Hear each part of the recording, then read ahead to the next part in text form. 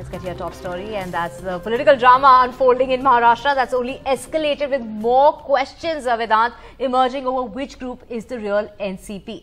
That's right. As a power battle between NCP chief Sharad Pawar and his nephew Ajit Pawar continues, the rebel group led by Ajit Pawar appointed its own state leader and group leader, and they say that they have quote-unquote sacked Jayant Patil, the state chief of the faction led by Sharad Pawar.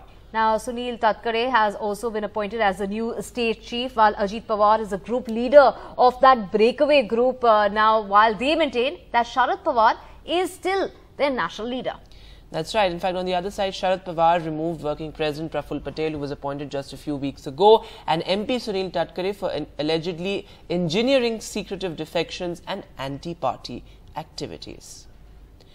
And Sohit Mishra is now joining us on the phone line. Sohit, very significantly, that question on which is the real NCP still remains. But hectic meetings lined up today. Uddhav Sena is meeting on the one hand. The Congress has called for its legislature party meet in its bid to now sort of pitch for the post of LOP. And meanwhile, the Maharashtra cabinet will also be meeting for the first time since Ajit Pawar's coup. Well, that's right. While the cabinet meeting happens every week, this week it will be happening in the presence of Ajit Pawar and 8 NCP MLAs as well. So yes, it will be important because this will be the first meeting that is happening after he joined the government, and there will be some popular move that will be taken so that the people, or he will try to convince that, okay, see, we joined the government because we want to do something good. There will be some populist decision that will be taken in today's meet as well. So that will be a very important thing to track. Yes, Vedant, as we spoke yesterday as well, the Congress is not only eyeing on the leader of opposition post, they are the biggest party in opposition. Now remember that Congress has been very strong in Maharashtra in one time, but then things began to change since 2014. And now they have an opportunity to once again go out and say, okay, we can lead the opposition, or we can be the one who have the MLAs with us, and we'll ensure that our MLAs stay intact together, and how we can go ahead. And that's why this meeting has been called. In that meeting, they will be discussing what to do next and what is the role that the party will have, who will be the leader of opposition, and such things will be discussed in that meeting. Yes, the Shiv Sena has also called a meeting of their own office bearers. However, this meeting is related not only to what happened right now, but also the planning before the upcoming elections, because remember that even they are facing what NCP is facing now, and they have been facing this for the last 1 year. And one by one, we have been seeing a lot of their own leaders going and joining the Shinde camp. And that's why they have to create strategies every week to ensure that, okay, not many people should go. So they will be meeting for that. And it is also expected that Sharad Pawar will reach Mumbai today. So what would he do? Tomorrow is the big meet which has been called by both sides. Both the NCP have called a meeting on 5th. So what will happen in the meeting will be very important to see. And yes, that's why today's day will be important, because a lot of strategies will be made. A lot of NCP leaders will try to contact both the factions and try to understand where they should go. And all the drama of the Maharashtra politics continues today as well. It has been 4 years since 2019 when the government has formed, and it has every year we are seeing a new twist, and it doesn't seem to be ending even now. It doesn't seem to be ending anytime soon. It will continue, in fact, over the next 48 hours at least. And we have Tanushree joining us to get us more on this. Tanushree, many ifs and buts, and now with Uddhav Sena claiming that Ajit Pawar will be replacing Chief Minister Eknath Shinde. Absolutely. In fact, it's a game of smoke and mirrors in the Maharashtra politics. But ever since Ajit Pawar has been sworn in as the Deputy Chief Minister on day 1 of revolt, Divya, yesterday, there was both the fractions went on a sacking spree as well as on an appointment spree. Sharad Pawar immediately tweeted on the day 1 of revolt yesterday that he's sacking both the party president, the active party president Praful Patel, and the General Secretary Sunil Tatkare with immediate effect, as Sharad Pawar said that they have been involved in anti-party activities. And on reply to that, Ajit Pawar sacked the state unit president, Jayant Patil. So this has been going on the day one of revolt. But now it completely depends on the number of MLAs, on the number of support of MLAs both the factions have. Sharad Pawar has been saying that these particular MLAs who have, split the party and they have moved over to the saffron to give allegiance to the saffron party, to give allegiance to Ajit Pawar being the deputy chief minister. They are involved in anti-party activities and they do not have the support of the NCP. That's what Sharad Pawar has been saying. But yesterday in a press conference, Ajit Pawar very categorically said that he believes that he has the blessing of Sharad Pawar and with the, and he believes that he has done this for a right reason. So as Sohit was mentioning that the main drama, the main game is going to happen tomorrow where both the parties have called their MLAs, their support out in the open, and we will get to know that who has what kind of numbers, to form the government, to have to call themselves the main NCP. But as of now, both the parties, both the fractions are on a sacking spree. They are on appointment spree. In fact, today, seeing this kind of this political situation, turmoil in the state,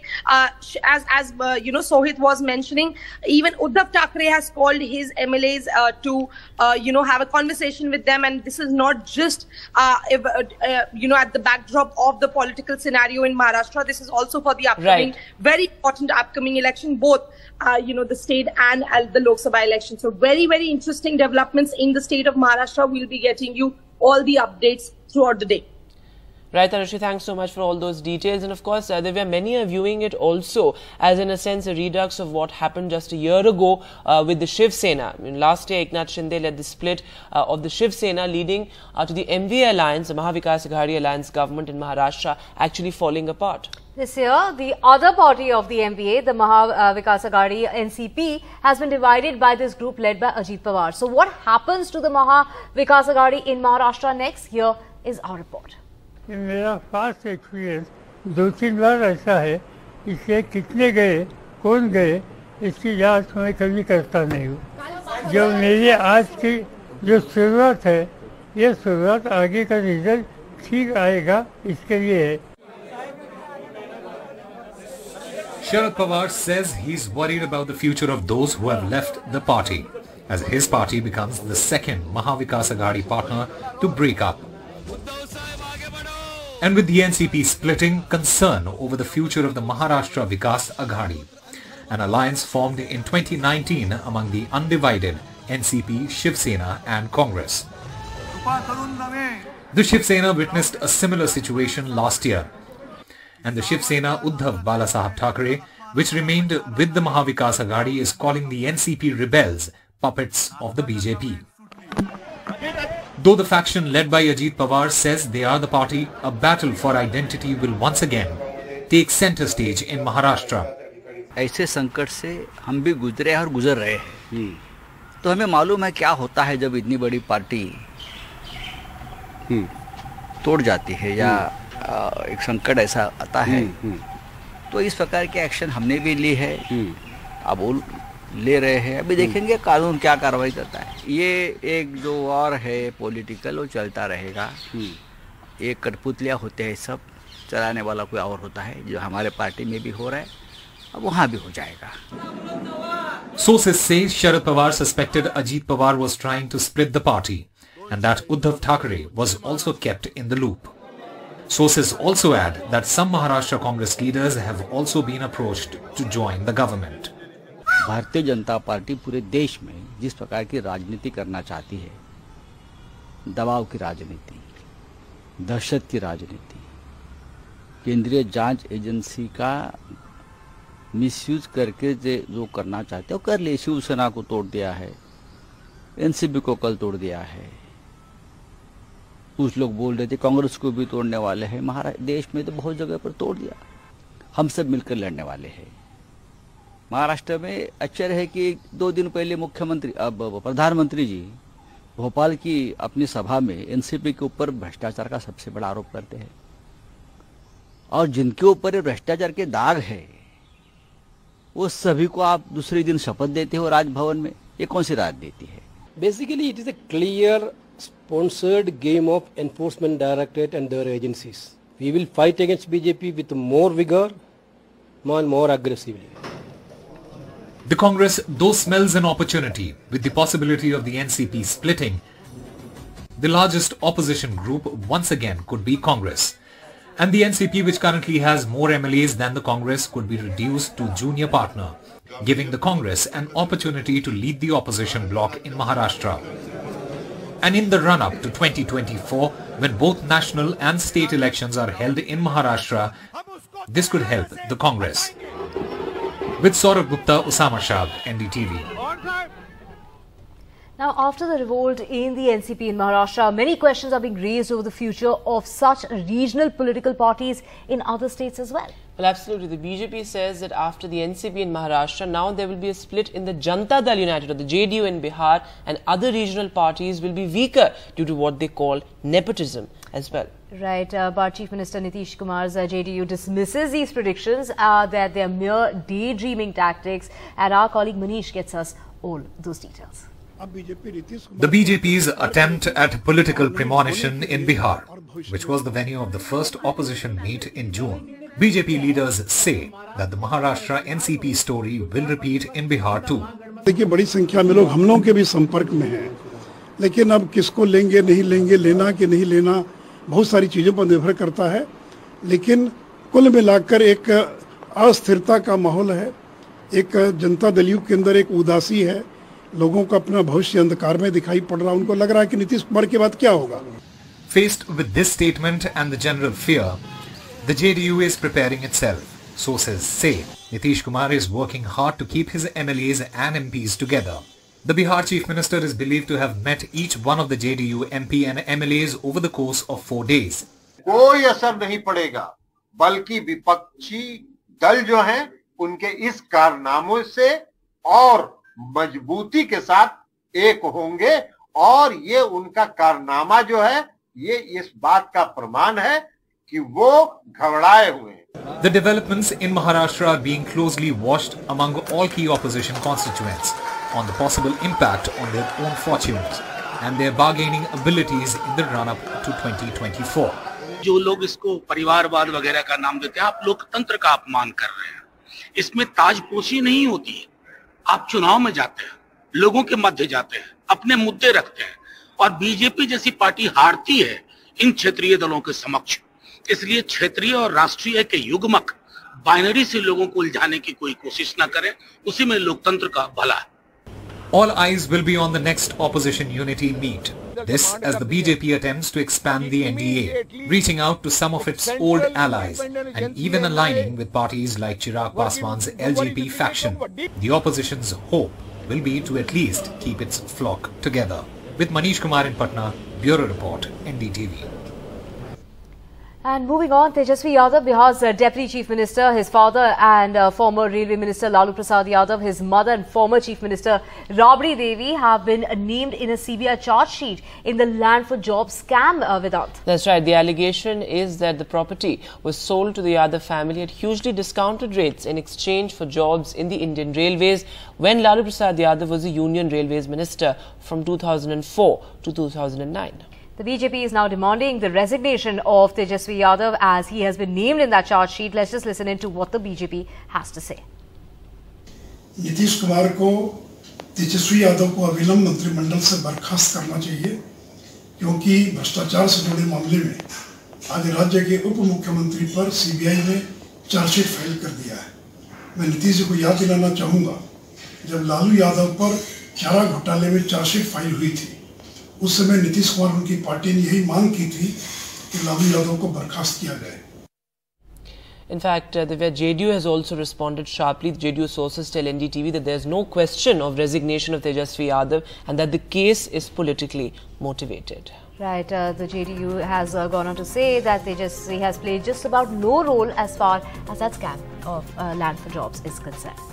That's right, short break now. News and updates continue on the other side. But in the meantime, you can check out our NDTV app and download it as well for the latest news and updates. Well, the NDTV app is available on iOS as well as Android. So you can get your latest updates. If you don't have the app already, download it now.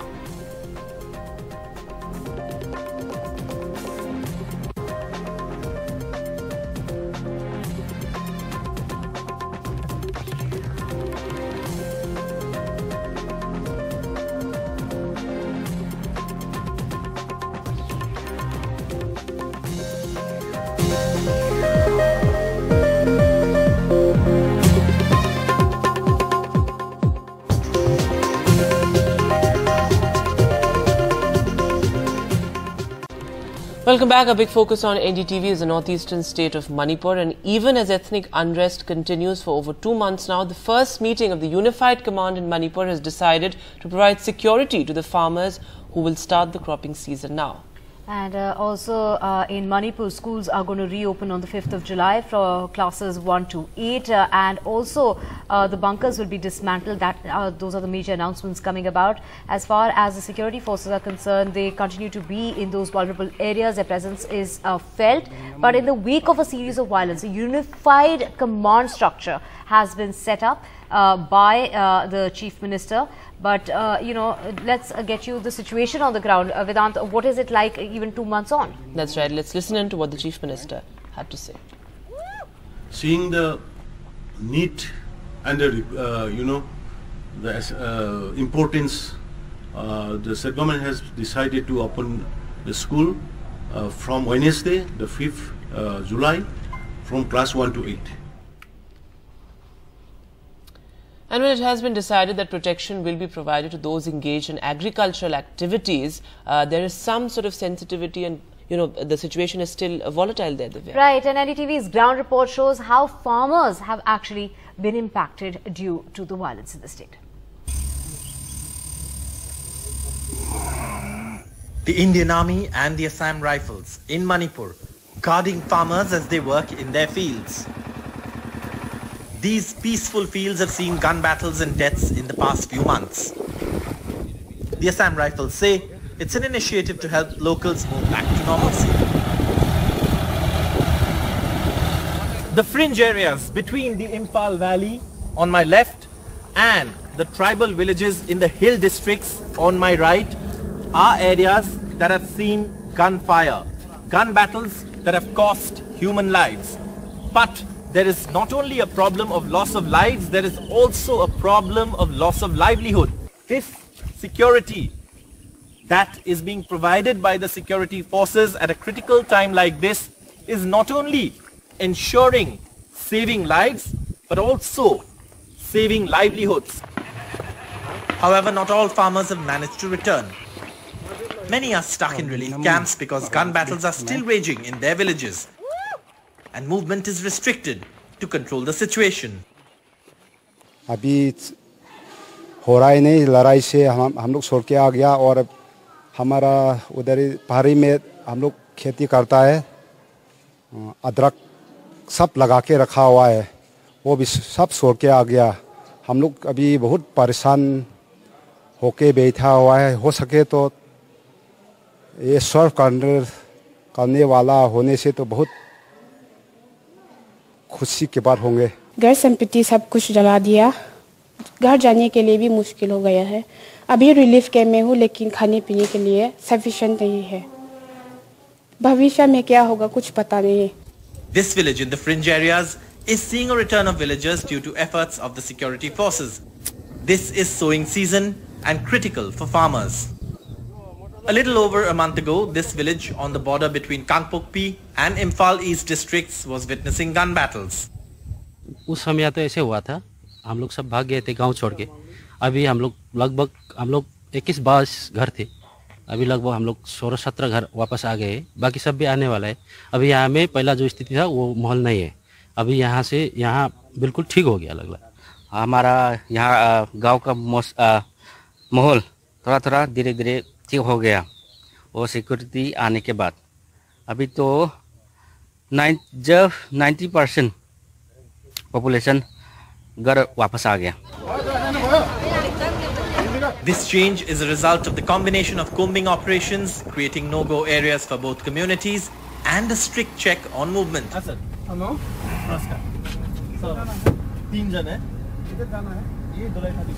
The border security force is guarding this particular village to keep the situation peaceful. Every vehicle entering these areas is checked by the Assam Rifles to enforce a buffer zone between the two warring ethnic communities. No one is allowed to go without identity and purpose being ascertained. On the fringes of the Imphal Valley, bordering the hill areas, villages in Manipur saw a lot of violence. Villagers left their homes in fear, but now they are returning And they are returning because this is a crucial time for them, as this is the sowing season. This is a village we visited a little over a month ago, and at that time there were hardly any inhabitants. But now they are coming back with the confidence that has been given to them in the presence of security forces. With camera person G.D. Shankar, in the fringe areas of the Imphal Valley and the hills in Manipur, Saurabh Gupta, NDTV. And well, after 2 months of unrest in Manipur, Kuki groups, one of the tribal groups there, they held a candlelight vigil at the Wall of Remembrance in Churachandpur. Well, the tribal leaders forum organized a candlelight vigil on Monday night at the Wall of Remembrance near the Peace Ground in Churachandpur. The event, attended by thousands of tribal community members and the ITLF members, aimed to inspire strength and resilience among the participants. So, well, short break now. News and updates continue. Stay with us.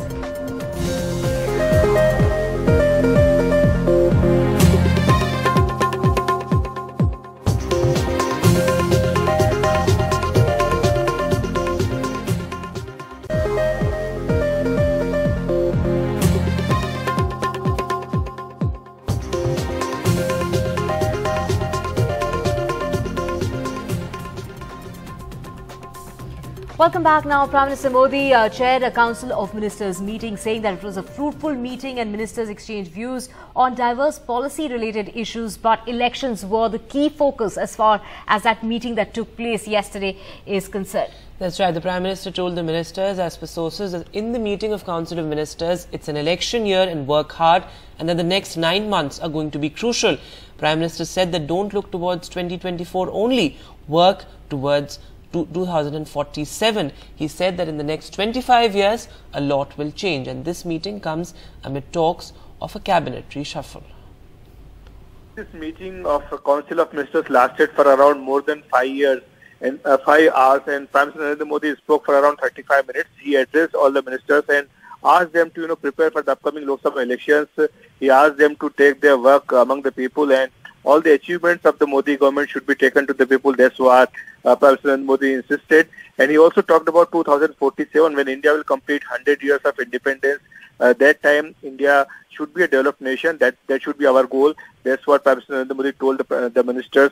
He said that you should not look towards 2024, but you should look towards 2047, when India will be a developed nation. And on this occasion, in this meeting, different presentations were made by different secretaries of various ministries. In fact, for example, the Foreign Affairs Secretary, he made a presentation of Prime Minister's foreign visits.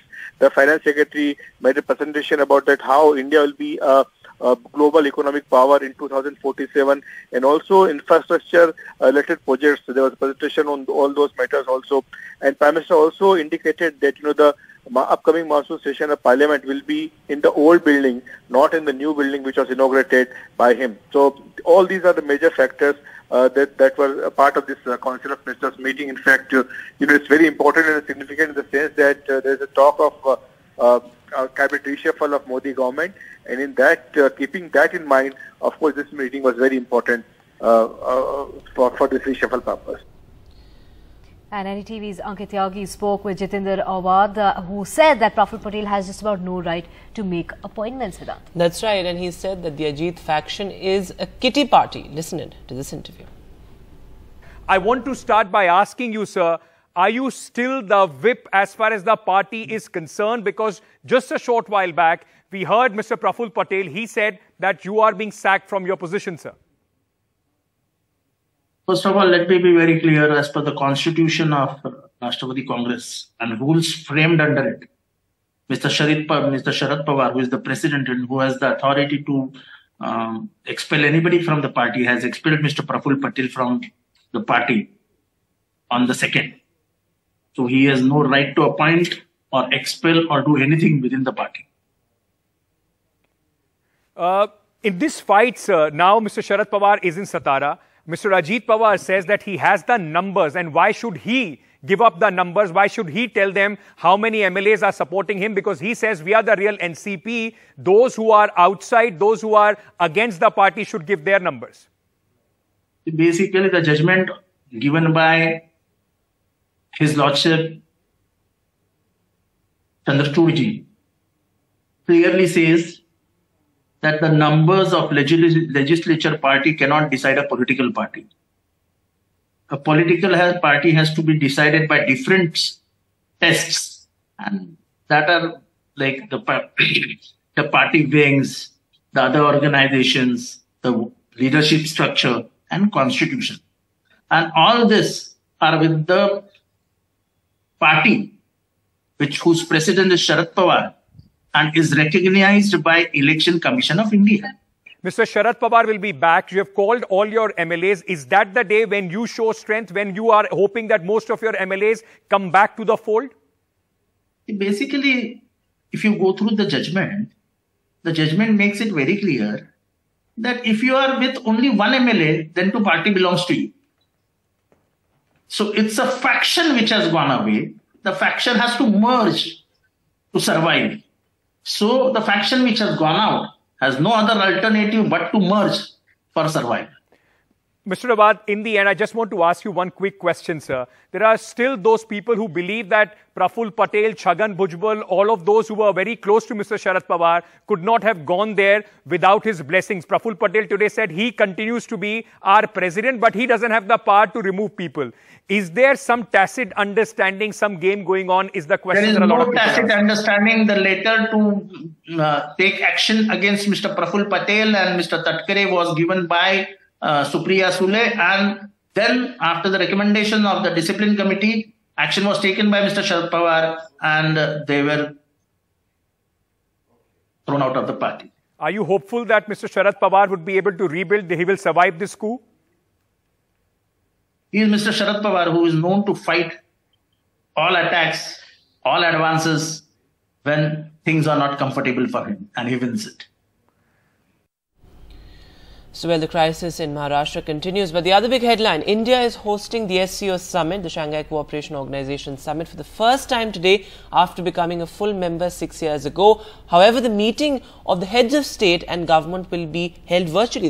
That's right. This is a month before the summit. India had announced that it will not be an in-person, even though it was earlier believed to be so. So today, Prime Minister Modi will host Chinese President Xi Jinping, his Russian counterpart Vladimir Putin, Pakistan's Shehbaz Sharif, as well as other leaders of the SCO and nations at that virtual summit. We have our colleague Maha joining us to get us more on this. Maha, the theme of this year's summit is secure, which is derived from an acronym which was given by the Prime Minister. Break it down for us, and also why is this just a virtual meet? Well, this is a virtual meet largely because this is the official explanation by the Ministry of External Affairs when they were asked that they took many factors into consideration and then decided on not having an in-person meeting. But it wasn't elaborated by the MEA spokesperson Arindam Bakshi. But if you look at the current equation between the various member states, and if you look at the equation, India has found the member states at the current moment. With China, there's an ongoing border friction in eastern Ladakh. With Pakistan, India has had a good relationship since the Uri terror attack. As far as the Ukraine war is concerned, that continues, and Russia has suffered reverses. President Putin has himself personally suffered some setbacks as well after the thwarted coup attempt by the Wagner group. So under the current circumstances, although this attempted coup happened much after India had already announced that this is going to be a virtual meeting. This is a grouping that has largely been led by China and Russia. So in the current moment, with the geopolitical situation, probably it was best believed that the meeting could go on virtually, because India hasn't, for instance, Prime Minister Modi hasn't engaged at the highest level with President Xi as well since the border friction started. And India's the message India has been trying to send out is that the relationship cannot be normal till such time as this border friction is on.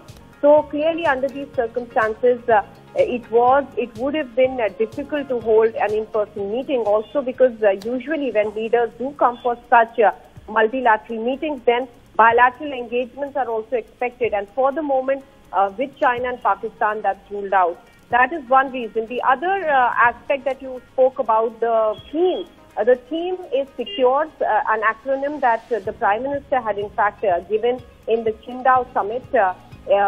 This acronym basically largely talks about security in the region, largely the Central Asian region as well. And one important aspect of secure is the respect for sovereignty and territorial integrity. Now, that's a very important point India is raising, especially in the context of what we are seeing happen in Eastern Ladakh. So these are the basic themes that India will be looking at today in the meeting. It starts at 12:30. The Prime Minister will be making opening statements, after which the leaders will virtually discuss some of the grave matters for this region. Right. Thank you so much, Maha, for joining us with those details. So a short break now. News and updates continue on the other side. But in the meantime, you can download our NDTV app for the latest news and updates. Right. If you don't have the app now, download it. Well, it is available on iOS as well as on Android.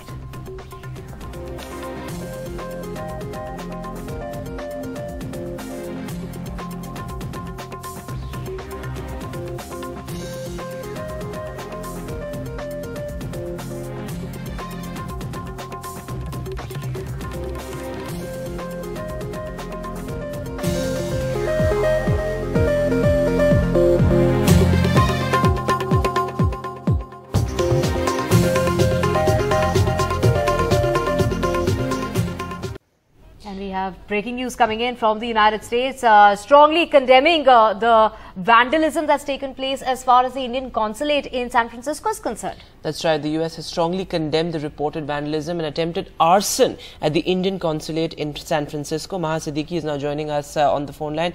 Maha, what details do you have? So the current details that we have is that no major damage was in fact reported at the San Francisco consulate of India. That is because the U.S. the San Francisco Fire Department moved and quickly extinguished that fire, but there was reported attempts to set fire. At least you can see in some of the propaganda videos how Seek for Justice, that's the grouping that is trying to not just vandalize the consulate building, but also trying attempted arson there. It has been strongly condemned by the U.S. State Department spokesperson Matthew Miller, who's already put out a statement. Now, this kind of vandalism that we are seeing is what the pro-Khalistan activists say, what they believe is retaliation to the shooting down of Hardeep Singh Nijjar, a designated terrorist who in fact headed the pro-Khalistan outfit, Khalistan Tiger Force. Meanwhile, in Canada as well, and this time Canada has already taken some proactive measures, because remember, there has been a lot of friction between India and Canada over the issue of allowing pro-Khalistan activists to go on their rallies. They have called for what they call Freedom Rally on the 8th of July. And in the poster for the Freedom Rally, open threats have been made to the India's ambassador, High Commissioner in Canada, and that High Commission is in Ottawa, and also the consulate in Toronto. So it has been taken very seriously by the Canadian authorities, who have already said that they are not taking these threats lightly, and that action will be taken in this case, and all protection will be provided to the diplomats. The responsibility of the host country. All right, Maha, thanks so much for all those details. So the US, they're strongly condemning arson and vandalism at the Indian consulate. Right. This is the second attack on the Indian consulate in San Francisco. The last one was in March, and now on Saturday, the Indian consulate in San Francisco was set ablaze.